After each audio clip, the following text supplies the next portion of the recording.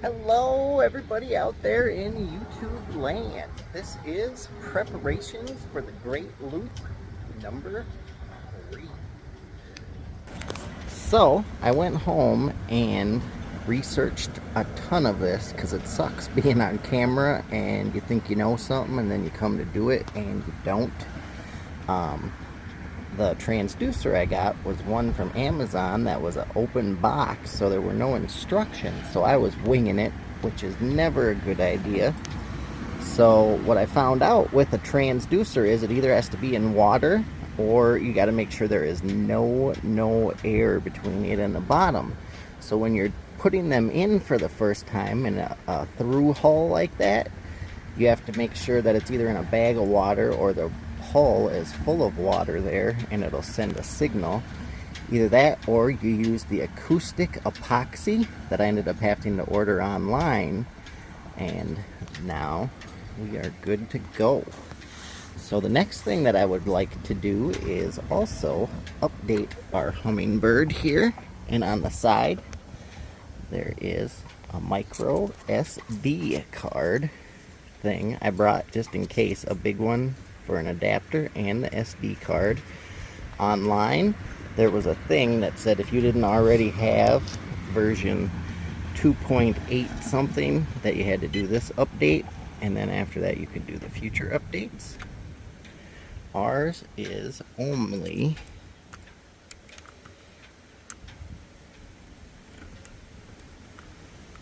version 1.9, so this is a Hummingbird Helix Gen 2 GPS chirp, just in case anybody was interested. So it would be really cool. I've seen online they actually have ones for, I think it's the Helix 7N, and then that has network and you can Bluetooth it to your phone.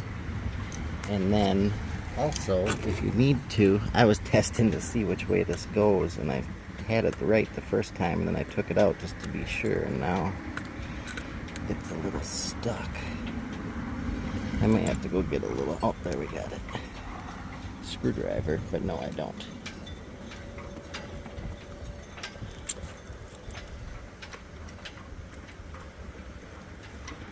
There we go. So the Helix N, and then you would have AIS right on your chart plotter. Because one of the things I've been researching is when you're going down the river, you have to have, well, one of the things that's nice to have is AIS, and then out in the ocean because of all the cargo ships and stuff. An app that I found that you can get on your phone is called Boat Beacon, and then that actually does AIS. You can set up and put in your MMSI, which is Marine Mobile Service Identification Number. You have to register that for your radio and stuff. If you're a Boat US member, you can get it for free. Otherwise, it's $25. I had to apply for, I think it's called a Marine Maritime Shore Station license. I'm still working on that because we may go to the Bahamas, or when we come back up in the north, we might go to Canada. I am not positive yet how that all works. Hey! So, alright. So, it's really cool. The app, Boat Beacon, it pops up your AIS once you pop all the information in, and then other boats can see it. And it even has, for $3.99 a month, you can do a feature where it actually will use the AIS in the app over to your Navonics on your phone, which is really cool because then you have all of the information, like other boats coming and stuff, right there. So then on your radio or whatever, you can just go to the ship that pops up on your Navonics, and it'll tell you the MMSI, and then you can contact them on, I believe it's 13 or 16, or also sometimes it'll tell you their cell phone number, which is pretty cool. So now I have to figure out how to update this. This I did not research yet. I thought I just put in the card, and then when I started it up, it should pop up and say, hey, ready to update. Or do you want to update? appears that's not what happened. So we're gonna have to figure out exactly how to do this. One thing that I was worried about is it's a 128 gig micro SD card, and it said don't use over 32. I did format it for only 28 gigs, so I thought it would work, but it's definitely possible that that is not what's going on.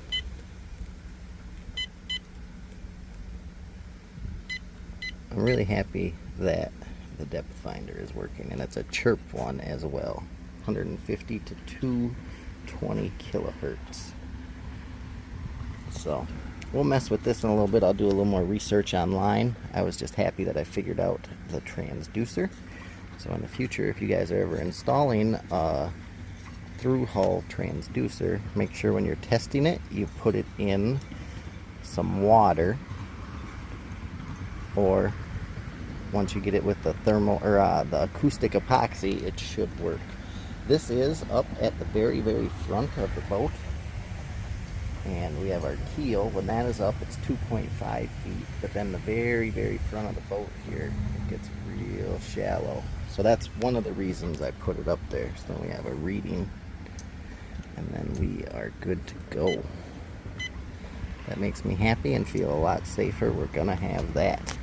So the next thing we are going to move on to, or that I should show you that I've worked on since my last video, is we ended up getting some, I don't know what you would call them, for the roller furler.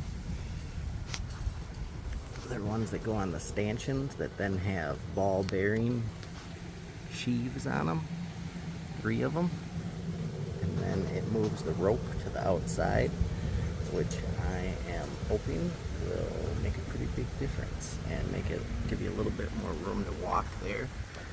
And with the bearing sheaves, when you really pull on it, it should be a lot easier. So the next thing we're going to do is switch out the front fan up there. The fan lasted 2 or 3 years, and now the motor went out. I'm not positive. I'm really hoping I'm just going to be able to switch out the fan, but if we have to, I will be prepared. I brought some 3M 4200 down there on the drill bits, and then we'll be able to get that in there, so we'll have that on our trip. One of the things I'm doing at home is I'm getting a stringer ready to put in here, like halfway, so that'll give it a little bit of support. And then one of the other places I want to put a stringer is kind of like halfway here, and then I'm going to do kind of like a U in the bottom of it, so water will be able to drain. And then I don't really ever store anything up there now because of our through hulls here. I didn't want to hit them and ever break it, so with that stringer there, it'll give support to the hull more, and then I'll also be able to just throw ropes and stuff up there, and with that hole in the bottom, all the water should be able to drain down. So that's the plans for today and what's going on. And then I'm going to get the boat ready to bring home. We're going to be bringing it home tomorrow, which is a Thursday, and I should be able to have the boat home for about a week, which will give me time to do those stringers. And I think I'm going to try to take down the trim there and epoxy that, and possibly this piece down here, but I'm not quite 100% positive yet on the time frame. Should be setting out so far, if plans go correctly, on September 23rd. We're going to go out of the St. Croix, not the Minnesota River instead, because I decided I don't want to drive the boat down through Minneapolis.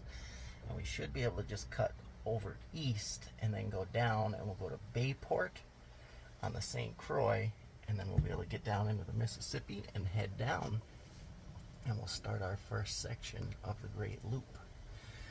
So I'm going to pause the video. I'm going to get up topside, and we'll start working on this light. Alright, we are back. So I did a little research on my phone before going up and doing the fan, and I believe it's because the SD card I have is too big. You need a below 32 gig SD card. So we're going to try that and see if that works. If that doesn't work, then maybe the card slot doesn't work. I don't know. I got my radio all set up. A chance of showers. Standard Horizon HX890. I got my MMSI number all set up in there. So I was just kind of checking it out and seeing what all it did. Kind of cool. It's got GPS. It's got a man overboard feature. So if you do that, you can do that and it'll mark your spot. It's got navigation stuff also that you can use as waypoints and stuff. I'm not going to use any of that, I hope. But it's always good to know we have another backup form of GPS. So we have my phone, we'll have an iPad, we'll have this humming chart plotter, and then we'll have this for 4 means of connecting to GPS. So that should make us all good. So, got a little distracted, and I started cutting a hole here for putting in the next thing of switches. I'm going to go right there. I'm going to drill these holes out for it bigger than I need to, and what I'm going to do is I'm going to get some epoxy, and I'm going to do a layer of epoxy here so that no moisture can get into the core. And then we'll mount that there, and we'll end up changing this fuel thing to one of these switches, and we'll have this switch be to turn this whole thing on and off. And then this will give me the ability to have more switches. Let me shut off the radio. And what I'm going to end up doing is I'm going to turn the chart plotter on a switch, because right now that cable for power is not on a switch. I can't just shut it on or off. It's either on or off when the boat's on.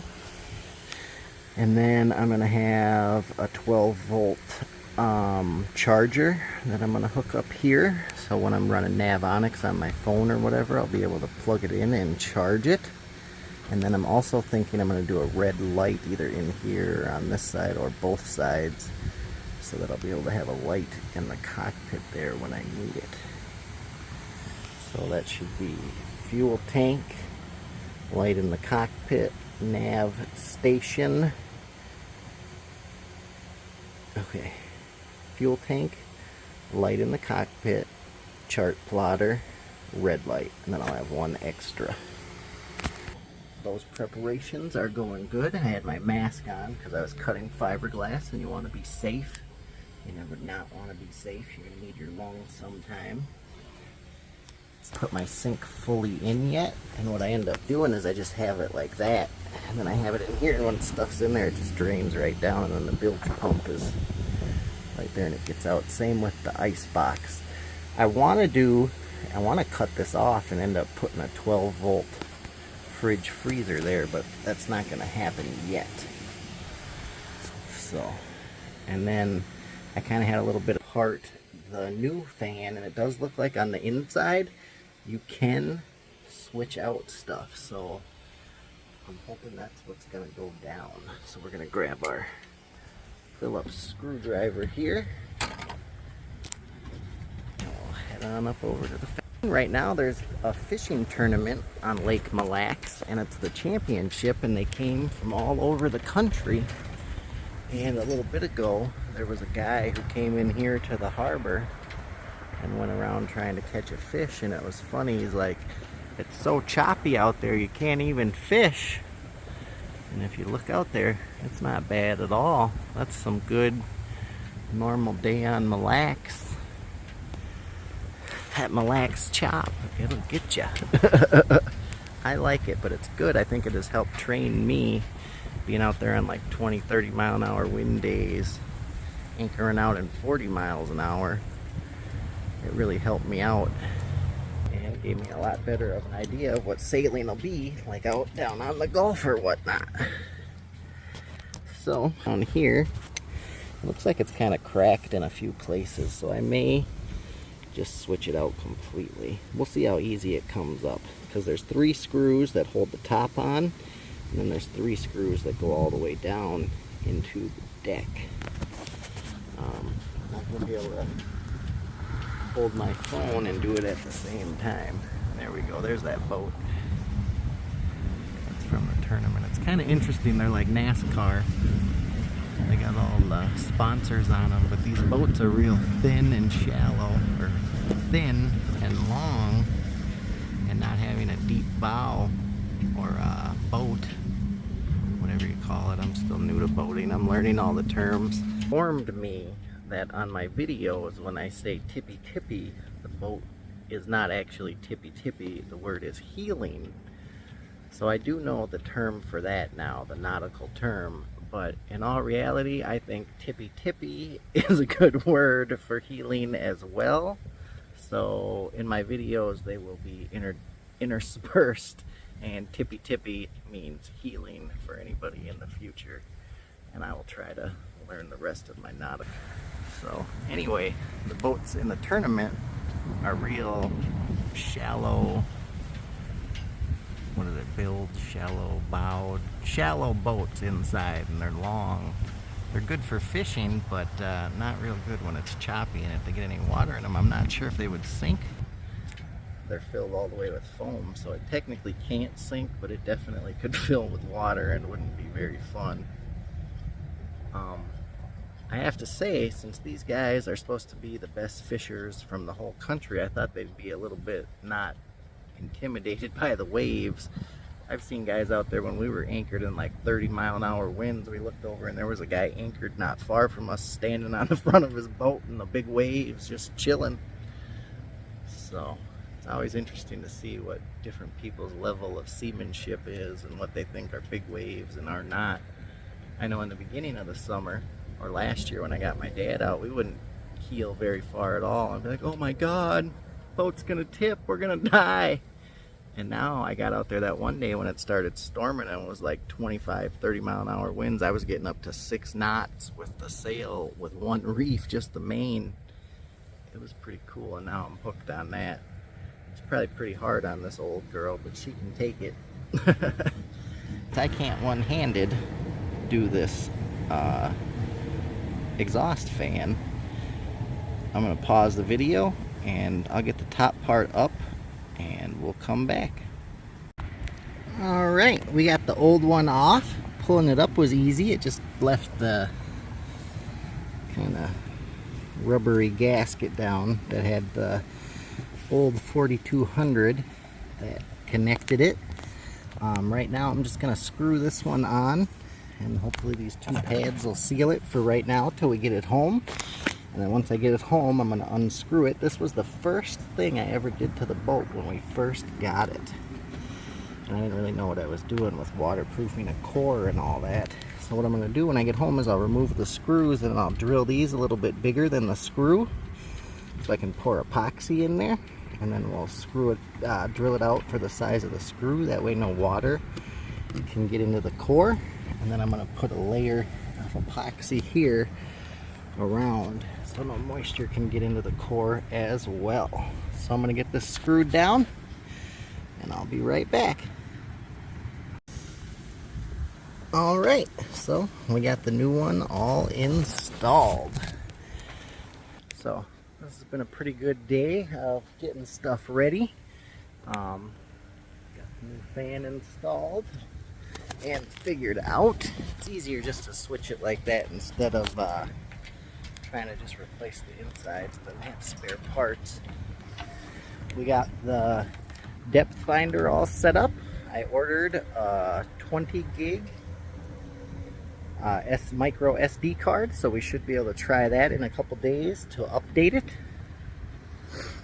Down there I cut the hole for the new switch panel that I'm going to put in. A bunch of stuff out of the boat, and then I figured out where I was going to put those 2 stringers.